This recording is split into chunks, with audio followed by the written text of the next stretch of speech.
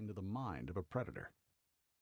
Working with PJ and renting our own home for the hidden camera operations enabled us to be in control of the environment. We could get a pretty good sense of who the potential predators were based on the extensive chat logs with decoys. We could watch them checking out our house. We could watch them come in the door, sometimes uneasy, sometimes with great confidence. And I would be able to talk to these men face to face. I would hear their excuses and sometimes their confessions. Some would bolt as soon as they saw me. Some would refuse to leave, demanding over and over that they not be put on national television. These confrontations are a critical part of both exposing and understanding the problem. PJ has been criticized for tactics that some have called overly aggressive. Some police agencies don't think any civilians should be involved in this kind of work, and there are vocal opponents on the internet of anyone monitoring conversations in chat rooms. PJ was also criticized early on for outing the men caught in its stings before they had a chance to have their day in court.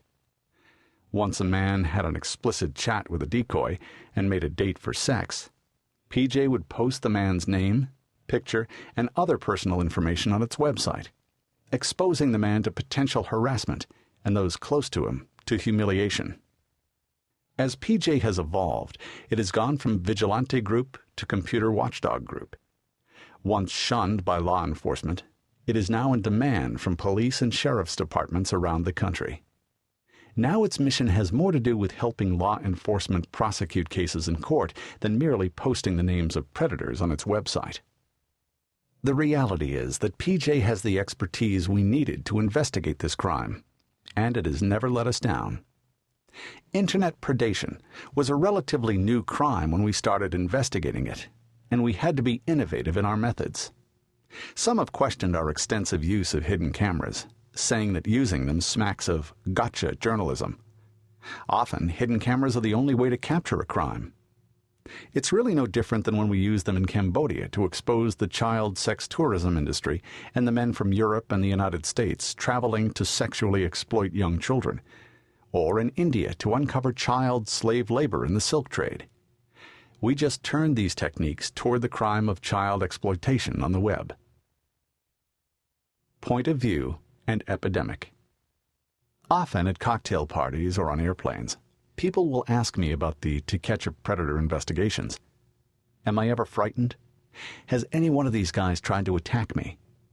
And eventually, once people get comfortable after chatting for a while, many will lean over and in a hushed tone ask, "Have you ever just wanted to reach over the kitchen counter, grab one of these guys by the collar and throttle him?"